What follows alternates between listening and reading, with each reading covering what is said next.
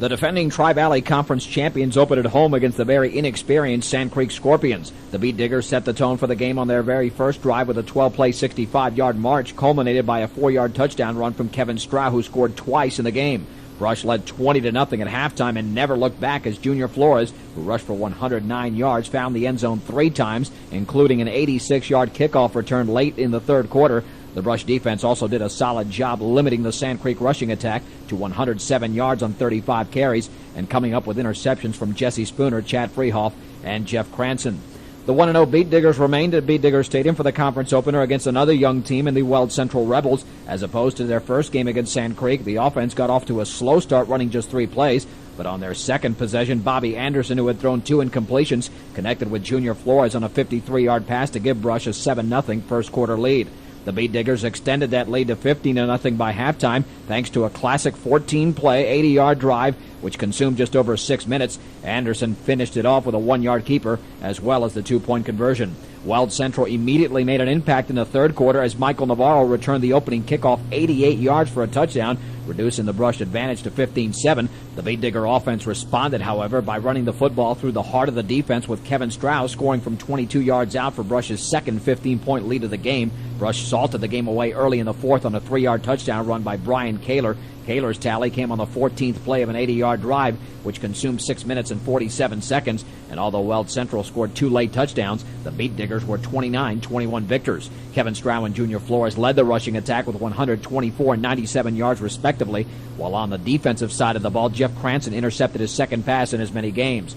The untested Beat Diggers were now 2-0 and would find out how good they really were with a road game in Sterling. The Brush defense got off to an excellent start, limiting Sterling to just 6 plays in their first 2 touches of the football, including a pick by Junior Flores. Meanwhile, the offense was unable to generate a first down on their initial 3 possessions, but Sterling's Casey Barber fumbled a punt and the Beat Diggers were in business at the Tiger 46. After a series of runs, Kevin Stroud bowled his way from 1 yard out, and Brush had a 7-0 lead. Sterling countered with a running exhibition of their own, and when Zeb Miller crossed the goal line, the teams were tied at 7 apiece going into the locker room. The second half was all Sterling, who dominated time of possession by running 26 of the first 32 plays. Junior Flores thwarted Sterling's first drive with his second interception, but Sterling would score on their second one with a 1-yard run by Mike Roth, and the Tigers had a 14-7 lead early in the fourth. The Beat Diggers tried to answer. However, Bobby Anderson was sacked on 4th down. The Tigers then put the contest out of reach on Jeremy Fast's lightning 81-yard sprint down the left sideline for a 14-point lead and the final margin of victory. Sterling clearly beat the Diggers at their own game, outrushing them 314-90, with Beat Digger star Junior Flores held at just 46 yards on 12 carries. The Morgan County rivalry pitted the 3-0 Mustangs against the 2-1 Beat Diggers. The Beat Diggers made an immediate impact on this game by taking their initial possession at the Mustangs' 42-yard line, but still needed a 14-yard pass from Bobby Anderson to Junior Flores on a 4th and 12 for a 6-0 Brush lead. Fort Morgan, however, came up with some 4th down magic of their own, converting a 4th and 7 on a 25-yard pass from David Via to Joel Dreesen. That play seemed to turn the game around as Nathan Ross scored from 1 yard out 3 plays later, and with the made extra point, the Mustangs were on top 7-6. Both teams played solid defense heading into quarter number 2. The turnover bug then hit both teams, with Brush's Junior Flores picking off another pass, stalling an effective Mustangs drive. The Diggers were kind hosts, giving it right back when Greg Edson intercepted Anderson, placing the ball at the Brush 31. From there, it was Nathan Roth with 2 rushes totaling 25 yards, followed by Via's 6-yard TD run for a 14-6 halftime lead. In the second half, Fort Morgan completely neutralized the Brush running attack and also took advantage of great field position as they drove the ball 43 yards on 8 plays, finalized by Nathan Ross' second short score of the game. After a Mustang interception by Jordan Rudel, Fort Morgan had the ball for a 3rd time to start a drive in Digger territory, and it was Nathan Ross scoring for a 3rd time as the Mustangs took a commanding 29-6 third quarter lead. Brush would not allow themselves to be humiliated on their home field and responded with a 13-play, 75-yard drive, which ended with Bobby Anderson's 1-yard run early in the fourth. The Beat Diggers threatened to reduce Fort Morgan's 17-point lead, but David Via intercepted Bobby Anderson's pass at the Mustangs' 10, and that was all she wrote. Nathan Roth was the difference in this game, outrushing Brush's Junior Flores 187-56. However, Kevin Strow was impressive with 83 yards on 17 carries. With their confidence at an all-time low, the Beat Diggers traveled to Estes Park in search of a win. The Brush offense asserted itself in dominating fashion, scoring on each of their first 4 possessions and took a 27-0 lead into intermission. The next 24 minutes were used to work on a struggling passing game, but on this day, Bobby Anderson completed 10 of 20 attempts for 144 yards. Meanwhile, Junior Flores, who gained 151 yards, scored his 5th touchdown of the game as Brush won easily 34-0. After having been dominated on the line of scrimmage in each of their previous 2 games, the Brush defense allowed just 50 yards rushing on 25 attempts. Offensively, besides Flores and Anderson's outstanding performances, there was Kevin Stroud, who ran for 102 yards. The Beat Diggers now owned a 3-2 record and return home for a game against one of the lower echelon teams in the Tri-Valley Conference in the Fort Lupton Blue Devils. Brush picked up right where they left off as Bobby Anderson scored on the second play of the game on an 18-yard run, which was preceded by Junior Flores' 47-yard scamper. Flores scored from 3 yards away on Brush's next drive, and then the defense would score for the first time this season on Larry Holter's 50-yard interception return, and it was a 19-0 Brush lead less than 7 minutes into the game. Fort Lupton made things interesting, however, with 2 scores to cut the Brush lead to 7 points, but the Beat Diggers scored 13 points in a span of 5 minutes and 40 seconds in the second quarter for a 32-12 lead at the break. The hungry Beat Diggers, led by Junior Flores, neutralized Fort Lupton with a Flores pick that was converted into a 42-yard touchdown pass from Bobby Anderson to Larry Holter. Kevin Stroud would also get into the scoring act as well as Mike Toft, who caught a 17-yard pass from backup quarterback Chad Freehall. The Beat Diggers, who won the game 52-20, received excellent efforts from Junior Flores with his 165 yards and 2 touchdowns.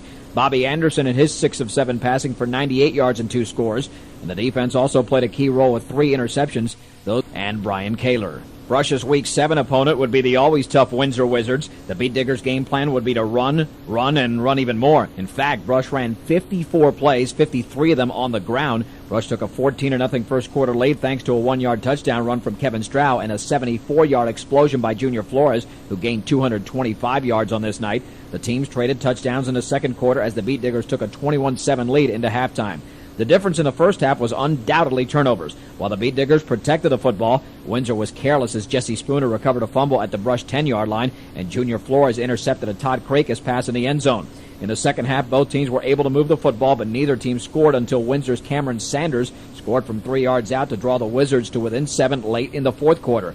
Windsor then recovered the onside kick in hopes of tying the contest. The Beat Diggers would have none of it, stopping the Wizards on downs, and when Bobby Anderson converted a 3rd and long with a bootleg, Brush had won their 3rd consecutive game and now had the unenviable task of closing out their last 3 games of the regular season on the road.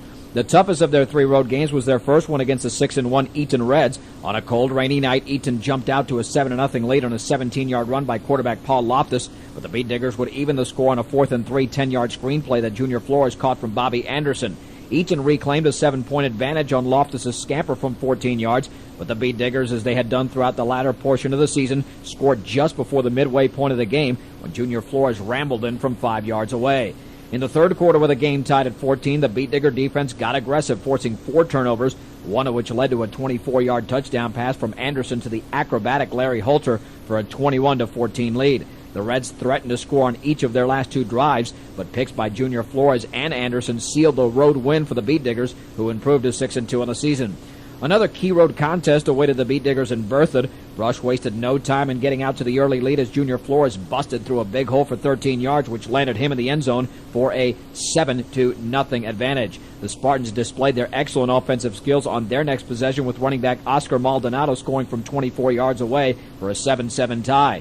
In the second quarter, Brush fell behind by 7 when Dwayne Aldrich hit Maldonado with a 9-yard pass and run. However, the Beat Diggers showed their pre-halftime efficiency once again, with Junior Flores game-tying 18-yard sprint. In the second half, the Beat Diggers dominated the contest, forcing 3 turnovers while controlling the line of scrimmage with an effective running game. Brush took a 21-14 lead with another Junior Flores touchdown, this one from 15 feet away. Berthoud's special teams then made a crucial mistake when an errant snap to punter Dwayne Aldrich gave the ball to the Diggers at the Spartans' 5-yard line. From there, Flores did the honors again, which put them up by 13 heading into the fourth.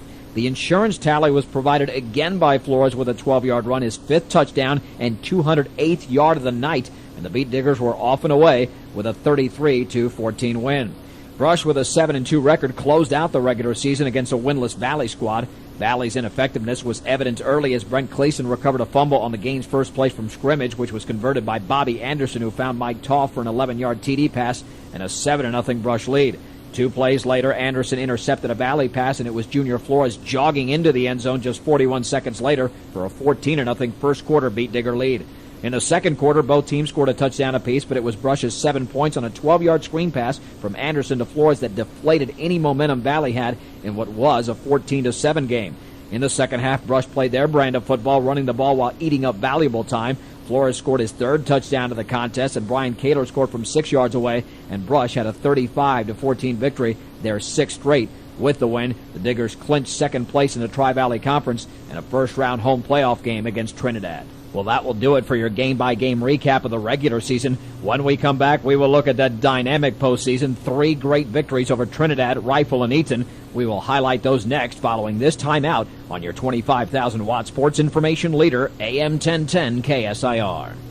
In the first quarter of the Brush Trinidad contest, the Beat Digger defense, which was notorious for forcing turnovers during the regular season, did just that on Trinidad's second possession, recovering a fumble at the Miners' 18-yard line, and 3 plays later, star running back Junior Flores knew where to go with the football. Anderson takes the snap, hands it off to Flores. He breaks 2 tackles. He scores, standing up, and the Beat Diggers lead 6-0. What a beautiful, nifty move by the senior tailback, who has touchdown number 25 on the year. That was a 7-yard run by Junior. 3 plays, 18 yards, a minute 1 off the clock. The extra point was good, and the Beat Diggers led 7-0. Trinidad, however, was true to the test, taking over 1 minute to counter Brush's tally. Quick handoff in the middle, and that's going to be a first down and possibly a touchdown for Vallejos. He's gone 51 yards for Luke Vallejos down the far sideline, and the Beat Diggers lead by just 1. However, the extra point was good, so the game was tied. That was a 3-play, 65-yard drive. 1 minute and 6 seconds elapsed. Before the game, Brush coach Larry Mills said that the best defense against the Miners would be a solid ball control offense, which is exactly how the Beat Diggers executed on their next touch of the football. Junior Flores absorbed the grunt of this 15-play drive, carrying the ball 8 times for 36 yards, but the offense still faced a 4th and 4 situation at the Trinidad 16-yard line. Halters the receiver to the right. Anderson back to throw. Pumps. Wants to throw it. Now he does towards the far corner of the end zone. He's got Halter, touchdown! Larry Halter wide open. He beats Mike Lopez to the corner, and the Beat Diggers lead 13-7. And it stayed that way because the extra point was no good. It was a 16-yard pass from Anderson to Larry Halter. 15 plays, 70 yards, and 7 minutes and 23 seconds were eaten off the game clock. In the second quarter, after the Brush defense held the Trinidad offense on downs, the Beat Diggers put together another splendid drive culminated by the field general's tally. Triple set eye, in order. Stroud, Kaler, and Flores. Will they give it to Junior? It'll be a quarterback sneak. And does he score? Yes, he does. Bobby Anderson scores on a 4-yard quarterback sneak, and Brush leads 19-7. So, Doug, he got his touchdown anyway. And they would make it 21-7 on the 2-point conversion run by Junior Flores. A 10-play, 63-yard drive, 4 minutes and 18 seconds elapsed. Brush would get the football one final time in the first half with just a minute and 26 seconds left on the clock and seemingly content to take a 14-point lead into halftime, but Junior Flores was not satisfied. And a draw play to Flores will be a pretty good one. He's to the 40, the 45, a huge hole across the 50. He's got nowhere but Greene in front of him. It's going to be a touchdown. Junior Flores is gone on the draw play. And the Beat Diggers take a commanding 27-7 lead. That was a 61-yard run by the senior tailback. 2 plays, 64-yard drive. It took just 52 seconds to run those 2 plays, and it was a 28-7 halftime lead. Midway through the third quarter, Brian Kaler, who rushed for 109 yards, joined the scoring party. Hand off in the middle to Kaler. He breaks a tackle to 35, to the 30. He's free to run all the way, and he will do it. Touchdown, Beat Diggers! And the Beat Diggers led 34-7 as the extra point was no good. 5 plays, 75 yards. That took 2 minutes and 12 seconds off the game clock. Trinidad, however, they were very gutty. They would not quit. They needed points quickly, but the Brush defense would keep them out of the end zone until the 15th play of the drive. Latuda on the handoff inside to Lopez. Is he in? Yes.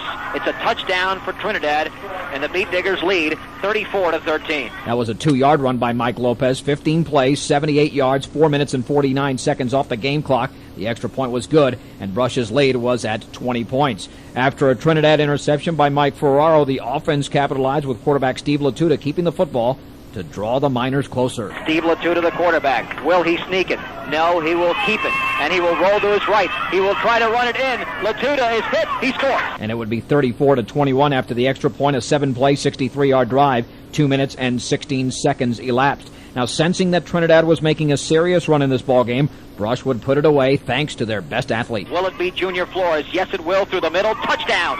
And the Beat Diggers lead by 19. 2-yard run by Junior. 8 plays, 32 yards.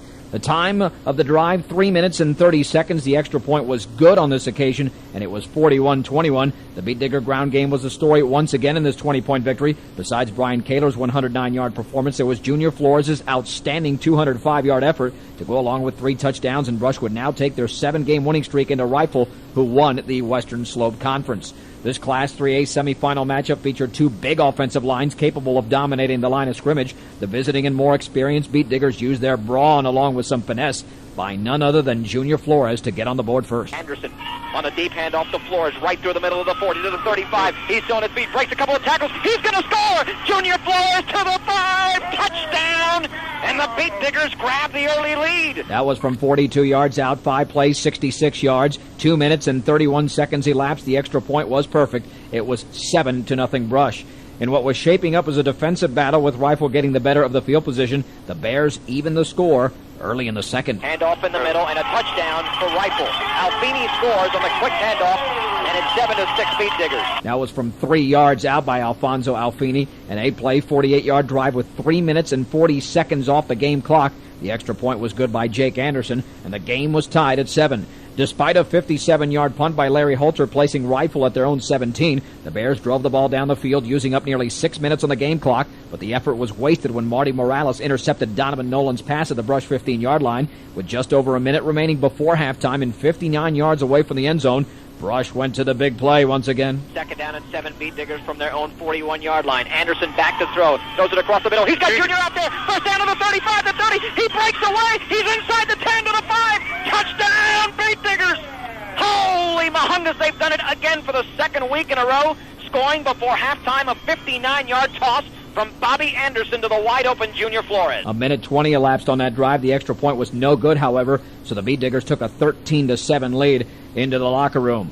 The Beat Diggers received the kickoff to start the second half and were able to move the ball effectively, but Brian Kaler's fumble gave the ball back to the Bears on their own 28. The Bears offense then did the rest in claiming their first lead of the game. Nolan on the option to the right. He could score on this play to the outside. He is to the 1. He scores.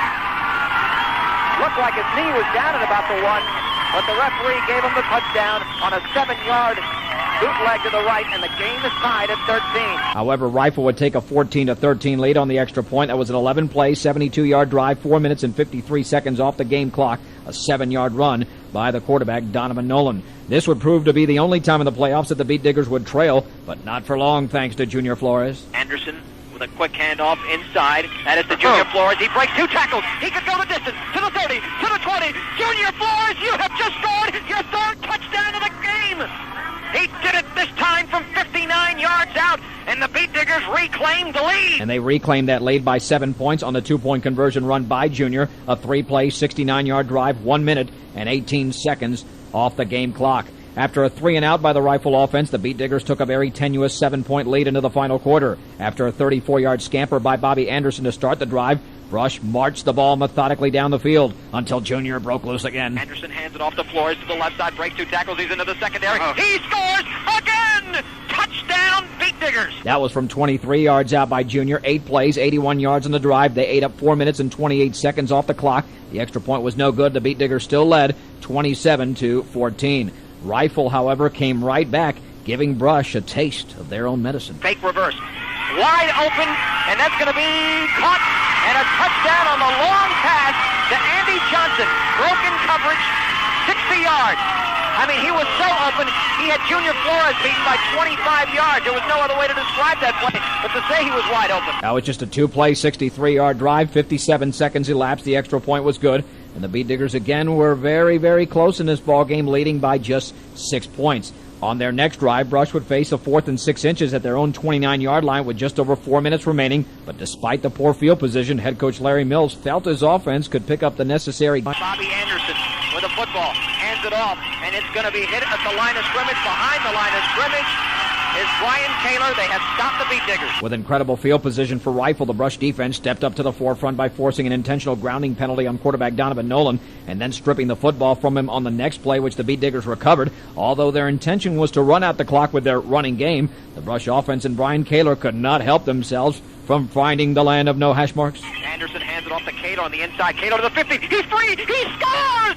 Brian Kaler 19 yards out, and the Beat Diggers have broken it open. It's 33-21. That was a 6-play, 61-yard drive. A minute and 36 seconds elapsed. Despite the fact they ran all those plays, the two-point conversion failed, but Brush still had a 33-21 lead. Rifle would score a meaningless touchdown with the clock winding down on a 20-yard pass from Donovan Nolan to Charlie George, but it was too little, too late, and the Beat Diggers, off a 231-yard rushing effort from Junior Flores, were on to the semifinals against a team they had beaten earlier in the season in the Eaton Reds.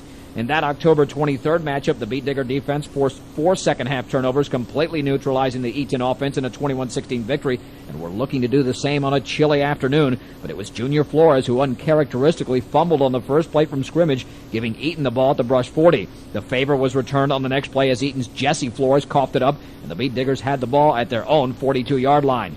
From there, the offense came up with 2 big plays, including a 31-yard pass from Bobby Anderson to Larry Holter and a 14-yard gain by Junior Flores off a screen pass on 4th down. With the ball at the Eaton 10, Flores carried the ball 5 consecutive times, with the 5th one taking him in to the end zone.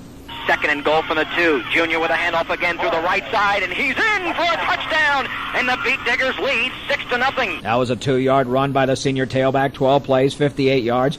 5 minutes and 45 seconds were eaten up off that game clock. The 2-point conversion failed. It was 6-0 Brush. The Brush defense came through on Eaton's next possession as Jesse Spooner intercepted a Paul Loftus pass, giving them excellent field position at the Reds' 34-yard line. After a 12-yard scamper by Junior Flores and a defensive pass interference penalty, senior quarterback Bobby Anderson went to the air. 2nd down and 8 to go after a Jesse Spooner interception.